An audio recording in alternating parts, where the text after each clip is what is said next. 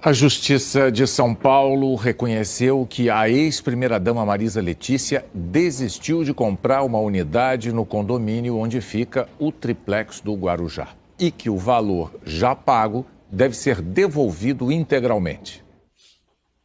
Qual era o tratamento que o Jornal Nacional dava à figura do Lula? Era de criminalizá-lo.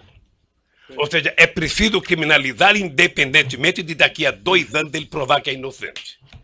A decisão é da 8ª Câmara de Direito Privado do Tribunal de Justiça de São Paulo.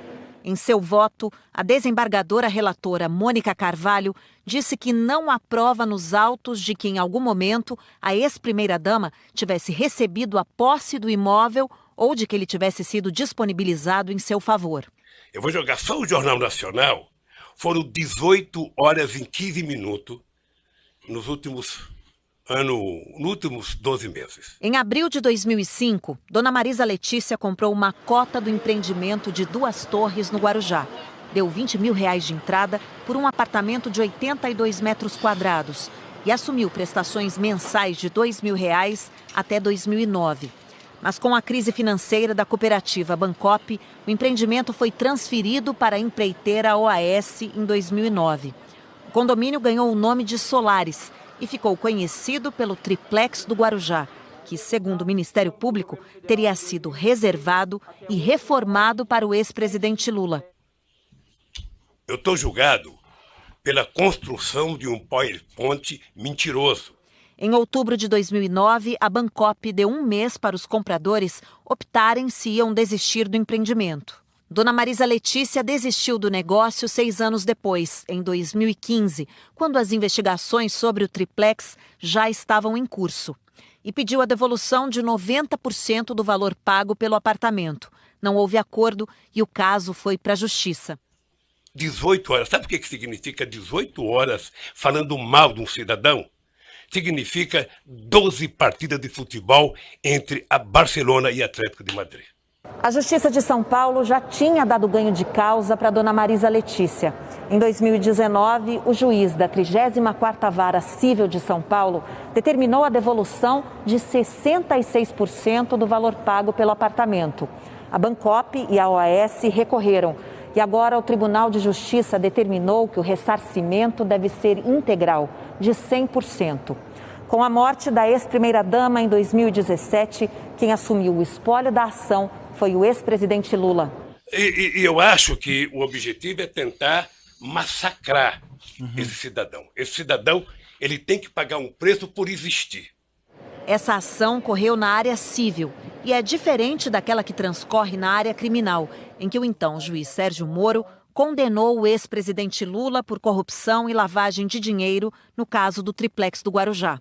É que na medida que foi feito um acordo de que não é possível você, na Lava Jato, condenar pessoas, políticos importantes ou pessoas ricas, sem o apoio da imprensa, se adotou a política de primeiro a imprensa criminalizar.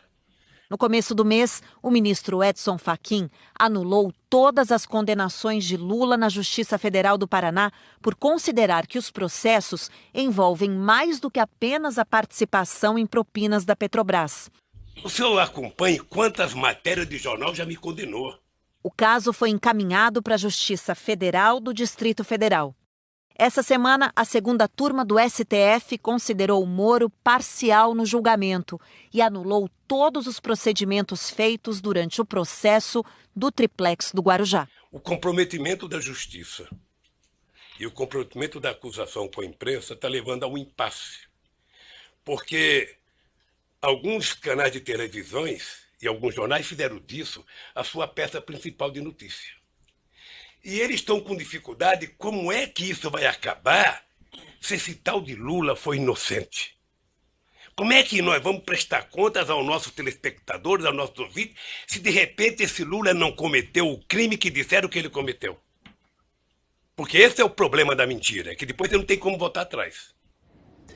Os advogados do ex-presidente Lula disseram que nem Lula, nem a família dele jamais foram proprietários de imóvel no Guarujá.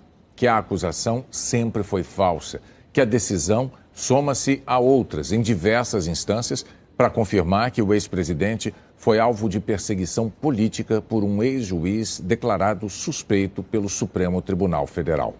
E o Ministério Público, que é uma instituição que ninguém respeita como eu respeito, não foi feito para isso. A acusação tem que ser séria, tem que ser fundamentada. Ela não pode ser especulativa. E hoje, a acusação é muito mais feita pelas capas dos jornais, pela capa de revista e pela imprensa, do que os dados concretos das perguntas que vocês me fizeram. Sinceramente, pelas perguntas que vocês me fizeram, o doutor Moro não deveria nem ter recebido essa acusação.